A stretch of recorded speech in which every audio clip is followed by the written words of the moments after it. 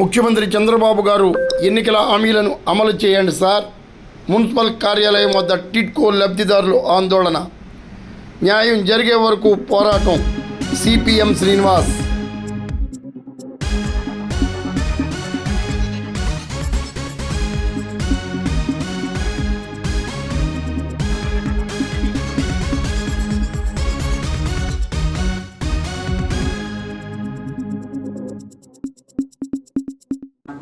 సార్వత్రిక ఎన్నికల్లో ప్రజలకు ఇచ్చిన హామీ ప్రకారం టిడ్కో గృహాల రుణాలను తక్షణమే రద్దు చేయాలని కోరుతూ కాకినాడ జిల్లా సామర్లకోటలో టిడ్కో లబ్ధిదారులు మున్సిపల్ కార్యాలయం వద్ద మంగళవారం ఆందోళన నిర్వహించారు.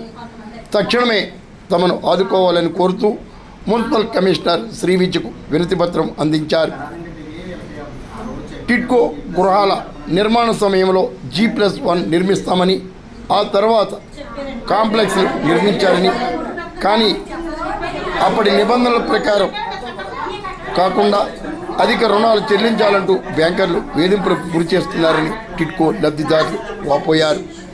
ఎన్నికల్లో ముఖ్యమంత్రి చంద్రబాబు ఇచ్చిన హామీ ప్రకారం తక్షణమే రద్దు చేయాలని కోరుతూ సిపిఎం సామర్లకోట కార్యదర్శి బాలం శ్రీనివాస్ ఆధ్వర్యంలో ఆందోళన చేసి కమిషనర్కు వినతిపత్రం అందించారు.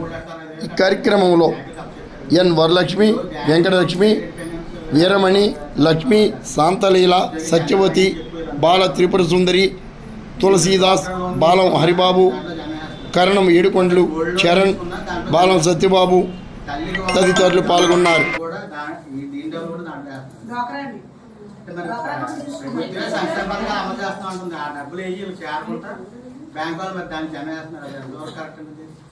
అంటే వాళ్ళ బ్యాంకు రూల్స్ ప్రకారం వాళ్ళకి వచ్చిన లోన్ నుంచి మాట్లాడుతున్నాం.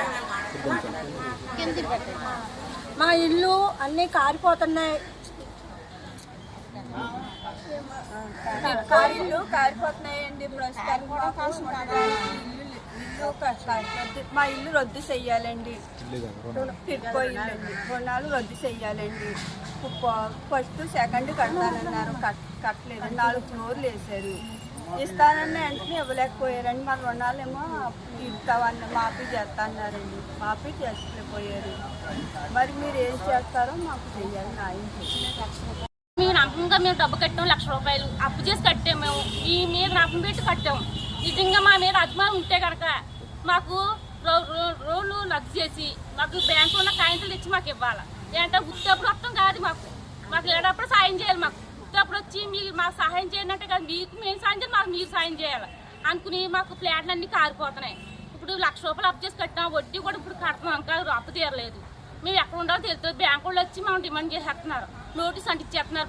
వెళ్ళిపోవాలి అంటున్నారు. రుణమాఫీ చేయాలి మీరు. మాకు బ్యాంకులో ఉన్న కాగితాలు మాకు తెచ్చి ఇవ్వాలి. అంతే కాబట్టి ఏ డబ్బులు పడినా సరే కట్ అయిపోతున్నాయి. బ్యాంకులోని ఆఫర్ కూడా కట్ అయిపోతున్నాయి. మీరు మా మీద ప్రేమ ఉంటే మాత్రం మీరు లోన్ కొట్టేయాలా, పట్టాకంతా తెచ్చి మాకు ఇవ్వాలా. ఇంటింటికి వచ్చి బ్యాంకు వాళ్ళు ఖాళీ చేశారండి. ఇంటి మాట అంటున్నారు సార్.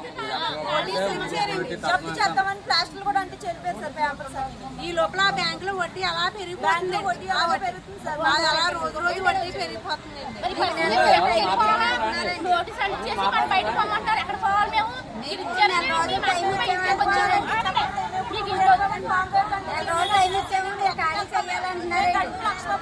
ఎక్కడ వెళ్ళిపోవాలండి?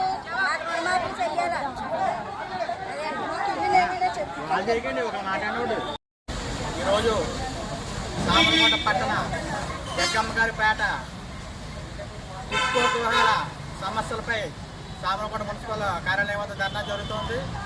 ముఖ్యంగా సామర్లకోటలో టిడ్కో గృహాలని గత ప్రభుత్వాల హయాంలో ఇవ్వడం జరిగింది. తీవ్రమైన కాలయాపన తర్వాత ఈ ప్లాట్లను ఇవ్వడం జరిగింది. ఆనాడు ఒక్కొక్క లబ్ధిదారు నుంచి 1,00,000 రూపాయలు కట్టించుకోవడం జరిగింది. తర్వాత కేంద్ర రాష్ట్ర ప్రభుత్వాలు సుమారు 3,00,000 రూపాయలు సబ్సిడీ అని చెప్పి చెప్పడం జరిగింది. ఆనాడు నిర్ణయించిన ధర 7,65,000 రూపాయలు అని చెప్పేసి చెప్పడం జరిగింది.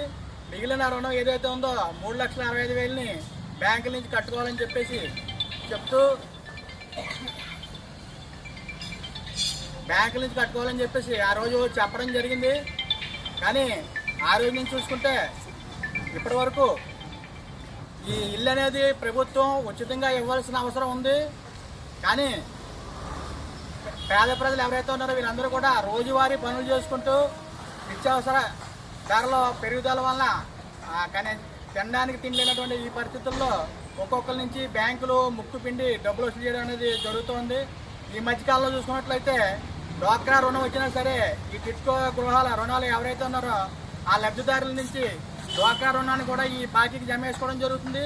అదేవిధంగా బంగారంపై రుణం పెట్టుకుంటే ఆ రుణాన్ని కూడా ఈరోజు బ్యాంకులో వీటికి జమ వేసుకోవడం జరుగుతుంది. మరో పక్క తల్లికి వందనం పథకం నుంచి ప్రభుత్వం ఇచ్చే సంక్షేమ పథకాల సొమ్ములను కూడా ఈ రుణాలకి జమ వేసుకోవడం జరుగుతుంది. అంటే ఒక పక్క ప్రభుత్వం పెద్ద ఎత్తున సంక్షేమ పథకాలను అమలు చేస్తున్నామని చెప్పి ప్రచారం చేసుకుంటున్నప్పటికీ ఈ సంక్షేమ పథకాలు ఏవి కూడా ఈ లబ్ధిదారులకు చేరకుండా బ్యాంకులు ఒక ప్రైవేటు ఫైనాన్స్ వ్యాపారులు ఏ విధంగా దోచుకుంటారో ఆ విధంగా దోచుకుంటూ మొత్తం అన్ని బాధ్యతలు జమ వేసుకుంటూ జరుగుతున్నాయి. ముఖ్యంగా పేద ప్రజలకి ఇల్లు ఉచితంగా ఇవ్వాల్సిన ప్రభుత్వం వీళ్ళందరినీ కూడా రుణగ్రస్తులు చేయడం జరిగింది. గతంలో చూసుకుంటే వీళ్ళందరూ కూడా 1500-2000 రూపాయలు అద్దెలు నివసిస్తూ కాలం గడిపేవారు. కానీ ప్రభుత్వం వచ్చిన తర్వాత వీళ్ళకి సొంతంగా గృహం ఇస్తున్నానే పేరు చెప్పి ఒక్కొక్కరిని 4,50,000 రూపాయలు అప్పులు పాలు చేసి వాళ్ళందరూ కూడా అప్పులు తీర్చుకోలేని విధంగా తయారు చేసి రుణగ్రస్తులు చేయడం జరిగింది. ఈరోజు బ్యాంకులు ముక్కు పిండి వసూలు చేస్తూ ఉన్నాయి. ఈ విధానాన్ని మేము తీవ్రంగా ఖండిస్తూ ఉన్నాం.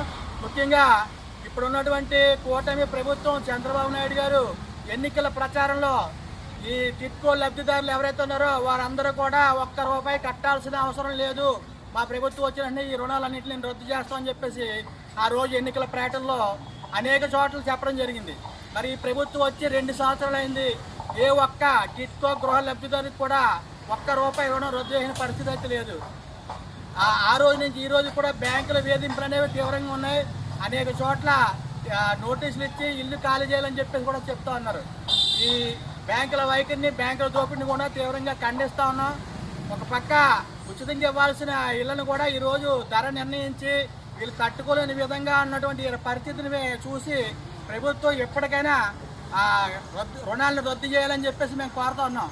తక్షణమే ఏ అయితే టిట్కో రుణాలు ఉన్నాయో రాష్ట్ర వ్యాప్తంగా అందరికీ కూడా రద్దు చేయాలని చెప్పేసి మేము కోరుతా ఉన్నాం.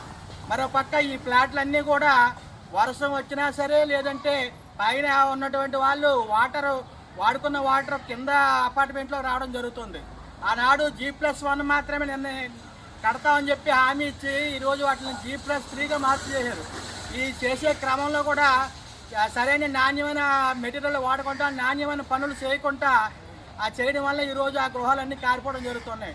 తక్షణమే మున్సిపాలిటీ వారు స్పందించి ఆ గృహాలు ఏవైతే కారిపోతా ఉన్నాయో వాటన్నింటినీ కూడా రిపేర్ చేయించాలని చెప్పేసి మేము కోరుతా ఉన్నాం. ఈరోజు రుణాలు రద్దు చేయాలంటే చాలామంది ఎందుకు చేయాలని అడుగుతున్నారు. ఎందుకు చేయరని చెప్పేసి మేము అడుగుతున్నాం. ముఖ్యంగా ఈరోజు పెట్టుబడిదారులకి విశాఖపట్నం లాంటి ప్రాంతంలో వేలాది ఎకరాలు ఎకరానికి ₹1 చొప్పున ప్రభుత్వ భూమిని ఉచితంగా పంచుకున్నారు. మరి ఆ పెట్టుబడిదారులు ఎవరో లాభాలు లేకుండా ఈరోజు ఉన్నారా? ఆ లాభాలు ఏమన్నా మరి ప్రజల కోసం ఖర్చు పెడుతున్నారా అని చెప్పేసి అడుగుతున్నాం.